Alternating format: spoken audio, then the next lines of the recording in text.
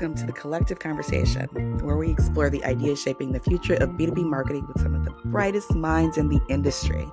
I'm your host, Takia, and I am editor-in-chief of the LinkedIn for Marketing blog. And today, we are diving into a topic that's redefining what's possible in creativity.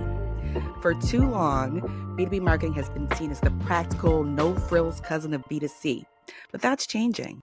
More brands are embracing bold, emotional, and deeply human storytelling to break through the noise and build stronger connections. So, how do you push those creative boundaries while staying true to your brand and business goals, most importantly? So, joining me today is someone who knows the answer. Keith Browning is our Director of Brand Marketing and the creative force behind our latest brand campaign. We're going to unpack the strategy, the storytelling, and the bold choices that went into it, and what B2B marketers can learn about creativity that actually drives impact. Hi, Keith. Hello, Welcome to the yeah. Collective Conversation. I'm so happy to have you. Well, thank you very much. I'm delighted to be here. I don't know if I have the answer. I have an answer, so you can be the I judge of believe in whether you, it's the Keith. answer. I Okay, I believe in you. appreciate it. Thank you. All right. So before we dive in, though, I wanted to give listeners and viewers a taste of our latest ad campaign. Here's one of our latest spots. We call it Forklift, and it'll help give you an idea of what our campaign is all about. Okay.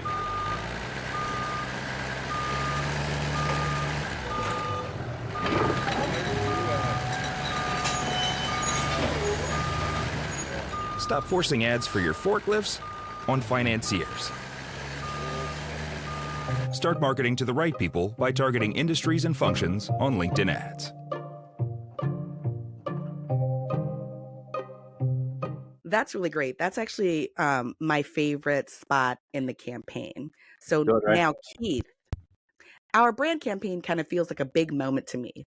Tell us about the big idea behind it. What's the story and why launch it now? Yeah, it certainly is a big moment for us. I mean, the campaign is called Only on LinkedIn Ads, and essentially what we've done, at least strategically, is kind of try to connect what I think is a pretty well-known category problem of ad waste with our professional and what we would think, our superior targeting tools to help you avoid that waste, essentially.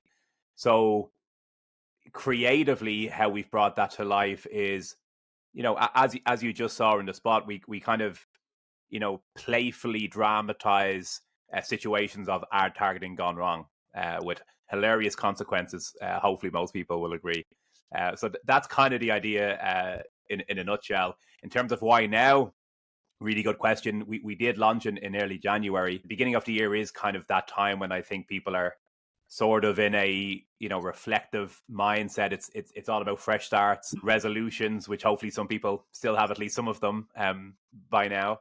And just that sense of a desire to change, I guess. So now that you've launched the campaign, what kind of reaction are you seeing, and what is it matching what you hope to see? Yeah, I mean, it is always kind of it's a nerve-wracking moment, I think. No matter what research you do, or what's gone into the strategy, and until you see it in the real world, you never really know how folks are going to react to it. Ideally, we want people to enjoy it, to laugh, and I think I thought so it was far. funny. Yeah, me too. Although maybe slightly biased, but I agree. I think it is quite funny. And that's something else. I hope people realize that you can have fun in B2B. The work can be very strategic, but still very fun and creative as well. So definitely hoping for that reaction. And again, I think that's what we've seen. Certainly in the discussion on LinkedIn. That's been the overwhelming majority, I would say, have reacted that way. They thought it was funny, thought it was enjoyable. We've been lucky enough to feature on, Ad Age had it as one of the top 5 creative campaigns to watch out for. System One had us as their ad of the week last week. So I think that the reaction overall has been really positive. Ultimately, of course, what I would really love is an actual behavior change. That's Right. why we're doing Right. launching a campaign like this. So I hope folks will get the message and come over and use what we feel is a great product with LinkedIn ads. Yeah. So beneath all that fun, because it was funny, I thought, Yes. it's a serious message, and you mentioned it earlier, and that is ad waste, which is at Mm. the heart of this campaign. What do you mean by that, and why is it such a big problem for B2B? Yeah, I mean, I think it's a problem for the industry broadly, right? So whether you're a B2C marketer or B2B, it's a major issue. But I think, yeah, to your point, it's probably more pronounced in B2B. It's even greater, I would say, just when you consider like B2C products, they scale to quite a large audience generally. Like if you're selling, I don't know, breakfast cereal or toothpaste or whatever, that's going to appeal to quite a lot of people, right? Even if it's not the exact target that you were going for. But the same can't be said if you're selling like a CRM system or something. So it's a problem for the industry generally, but a huge problem in B2B. And we know billions of dollars of ad spend are wasted every single year. Uh, in terms of what I actually mean by ad waste, that's a really good question because I think it comes in many forms, right? So you can unpack that in many ways. It's bad data, I would say. It's like very annoying or fraudulent websites which are literally only set up to run ads. That's their only purpose. Mhm. It's intrusive advertising. In B2B especially, I think it's platforms that are they're set up with B2C in mind, not Right. not B2B. So that's a huge one too. And even poor creative, I would point to as well. We've done a lot of studies on this recently. I think one of the most recent studies we put out there through the B2B Institute found that 71% of ads in B2B are highly unlikely to deliver any growth at all. So literally just a total waste. So it can Wow. kind of mean many things. So what do you think marketers can do about it? Yeah, great question. I mean, come to LinkedIn is probably the short answer. Um, but really, in terms of what marketers can do, it's certainly high quality environments is a really big one that I would point to. That's a good first step. I would say platforms that actually have the audience that you're looking for and also the tools to help you reach them. Yeah, Uh, Decent measurement practices in place. So hopefully you're not just looking at misleading or vanity metrics. right, And a really big one actually is it relates to ad fraud. Is right. shortening the supply chain. So choosing direct data over indirect data, which essentially means less middlemen.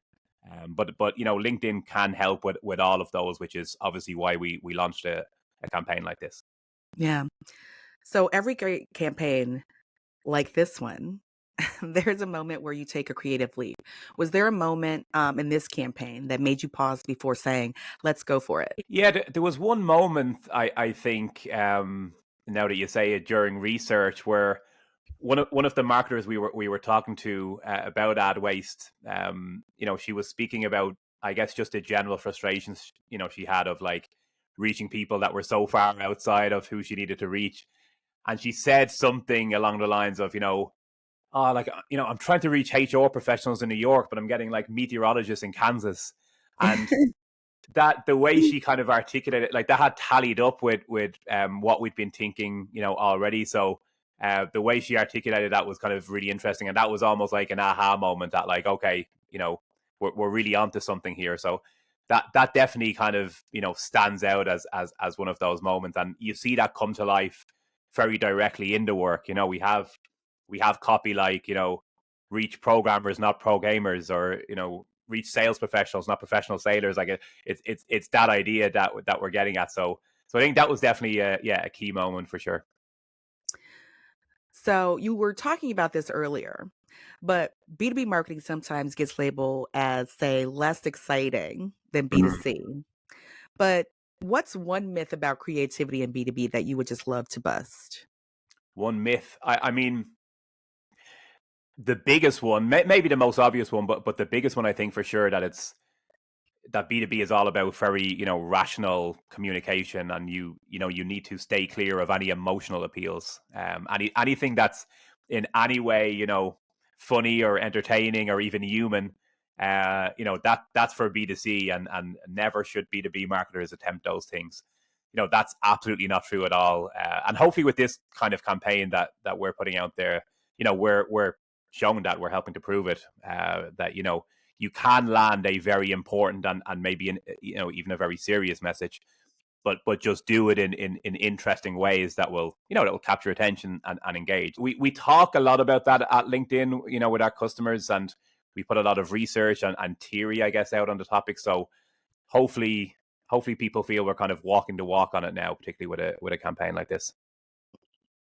I've been around in B2B marketing for a long time, and I remember there was a spot that everybody talked about. I don't remember how long ago it was, but it was at least 10 years ago. It was, I think it was Volvo Trucks, and it was Oh, yeah. Jean-Claude Van Damme, The Split. And that was ages ago.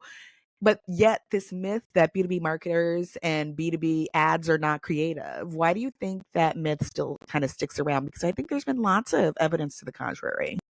Yeah, it's a great question. It's a great point. I do remember that ad very well. I think it probably sticks around, honestly, because in B2B, we're dealing with big, serious, B2B purchases. And I think there's kind of this, if we're dealing with very serious products, well, then, it follows then maybe the communication has to be that way too. So I think that's a lot to do with it. It's also just, honestly, the Volvo campaign and many others like it are probably still in the minority, and marketers That's true. look to other marketers for what they should do. That's just the reality. And for a long time, B2B was all about that type of communication, and still is in some regards. I think it's changing very rapidly. We can go back 5-10 years and see trace evidence of that. I think the momentum is building, and I think there's some incredible work being done. Like literally in the last year alone, I'm thinking about work by like Tubi or Teamwork or MasterCard or Salesforce. Informatica just released an incredible campaign. So I think it's the momentum is building, and there's so much goodness now. So I definitely feel like we're in B2B's decade, and hopefully, if you're asking this question again in 10 years, Takia, and you're pointing back at some of this great work, that it won't be the minority anymore. Right. That really dovetails nicely into my next question, which is, there's a lot of compelling evidence that creativity may be the most underleveraged advantage a B2B business has. How do you think B2B marketers can seize that opportunity? Yeah, it really is. It's a sales multiplier, and that's the way I think about it. That there are not that many, 10, 20x sales multipliers left for any business, and creative Mhm. advertising is one of those. And what's even more incredible is it's actually controlled by marketers too, right? Like it's in our world. Right. So yeah, huge competitive advantage to be gained in so many categories. You have to take it very seriously. You have to have proper creative systems in place that lead to work which is cut through, it's emotional, it's well branded, it's appealing to the 95% of buyers who are out of market and not looking to buy from you right now. So it's building memory with that group of people. So it's recognizing the competitive advantage and the opportunity that is in front of you, and it's building a system to cash in on that. And speaking of cash in, actually, there's a great report by the B2B Institute from maybe a year or so ago called "Cashing In on Creativity" that kind of talks you through how to build a system like that. But yeah, for sure, huge opportunity right now. So we can't talk about creativity without bringing up AI because it's everywhere.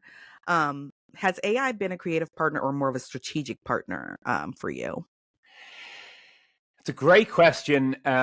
I feel like a lot of the commentary that I've seen on AI as it relates to marketing has kind of been like helpful here, but maybe not so here, or like it might take part of your job here, but this part we still need humans for, or whatever. Like the Mm. conversation feels like it's been split that way.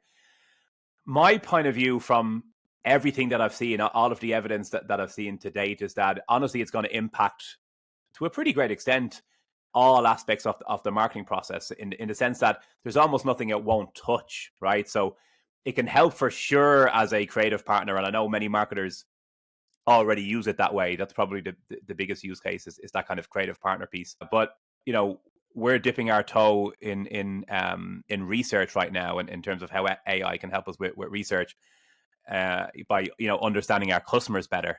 We're talking to a really interesting company about performing a segmentation which is purely based on synthetic data, and it's a quarter of the time that it usually takes to perform something like that, and a quarter of the cost. So it's really interesting to us. Obviously, this is a rapidly changing area for sure, but I think, as I said, from the evidence that I've seen so far, every part of marketing is going to be touched by it. But it's only a tool at the end of the day, and it's only as good as the actual marketer using it. So that's something that I'd say to keep in mind. So, building a brand campaign for LinkedIn must be a unique challenge. What do you think there's one thing that people don't realize about what goes into doing a brand campaign for a company like LinkedIn? What I'm about to say probably actually applies to marketing broadly, not just a campaign. But I think for us to get to a point where we have like a 30-second spot, like we saw at the beginning, that means so much work has been done, in the 3, 4, 5, 6 months prior. There's so much research we had to do in terms of, better understanding our customers, competitive research, even, internally thinking about, our product and where the, future product development was going. So, tons of research. It means writing a very tight brief, like a brief which is very, focused and single-minded about the problem that we want to address. There are always multiple problems you can address with any piece of work. So, what is the one problem that this specific campaign is going to address? So much work and just great discussion, debate, testing, all goes on to ensure we're on the right path. The testing that I just mentioned, that happens at multiple levels. We test the strategy at the very beginning, then we test the message before we've even shot anything at all. So this is before there's any piece of creative being done at all. So it's incredibly strategic as well as creative, and I think that's probably the bit that maybe most folks miss. They only see the creative bit, and maybe not all the other pieces that I mentioned, which are more kind of the strategy pieces. Definitely agree with it being a very unique challenge at LinkedIn. It's probably an added pressure, honestly, because we talk about this stuff so much. We talk about the theory, we put research out on it. So, we talk about best practice, but we also have to walk the walk. And again, Right. hopefully most folks agree that this campaign does that. So, for marketers watching this right now, what's one simple way to make their B2B marketing more effective? Keith, what's your number one tip? If I had to boil it down to one thing, I really love this concept of creative commitment. It was, if I'm not mistaken, it was coined by Peter Field, of the Bennett and Field famous duo. But the idea of creative commitment is essentially that, the longer you're in market with more formats and channels and more budget, the more effective the campaign will be. Like that's what the evidence shows. So it's kind of more when we talk about creative commitment. It's more time in market, more budget, and more formats and channels. As I said, really compelling evidence around that idea. So yeah, if I had to boil it down to just one thing, it would be creative commitment. On the flip side, what's one mistake you think people should avoid? Don't follow the pack. I think that's especially worrying in B2B. You can break category conventions. You don't have to look to others in your category and follow, especially in a world where your competitors are probably not doing the right thing. So that opportunity exists for you to do the right thing. So, Right. Look to your competitors. Absolutely don't follow them. Break category conventions, and constantly look for opportunities to go against the grain. So let's fast forward 5 years. How do you see LinkedIn shaping the future of creativity in B2B marketing? One of the things that we realized a few years ago was so much of the great research out there was specifically conducted with B2C in mind. Adam Field, who I mentioned earlier, they had incredible groundbreaking work around maybe 2013 or 2014 called The Long and Short of It. But it was pretty much just done with B2C in mind. So we were folks more recently to kind of redo that research with B2B in mind. So I think, conducting research which is specifically for B2B, I think will be a big part of what we do. Championing creativity, I think, is going to be a big part as well. We released a documentary that I was lucky enough to work on with an incredible filmmaker called Ben Proudfoot. He's a two-time Oscar-winning filmmaker, and he spent a year in the world of B2B, going all over the world and uncovering these great stories of creativity from some of the best B2B marketers around the world. So I think that idea of championing creativity is a big one for us. We actually also worked with Cannes Lions to introduce a B2B line, which again, until a couple of years ago, B2B didn't have its own category at the Cannes Lions Festival. So yeah, championing creativity is definitely a big one for us. And of course, in our product too, it'd be remiss of me not to mention our product, introducing creative new formats, specifically with B2B marketers in mind, I think is also a really big one. So last question, Keith. What's one thing that you're the most excited about in the future? I think for B2B marketers, it's what I'm really excited about is that they'll actually have all the tools that they need to do a great job. That they're not forced to kind of to hack B2C tools. I think that will enable them to deliver great work and drive real impact for their business. Great work and great B2B marketing will be held up and kind of talked about at the same level as B2C is today. And that has already started, to a certain degree. I don't think we're done by any means, but we're certainly on our way. Thank you so much, Keith, for joining us at the Collective Conversation this month. It was a pleasure to have you. It's gone way too soon, Takia. I really enjoyed it. We'll do the full 3 hours next time, I think. That's right. Well, folks, thanks again for listening and for tuning in, and I will see you next month on the Collective Conversation. Bye.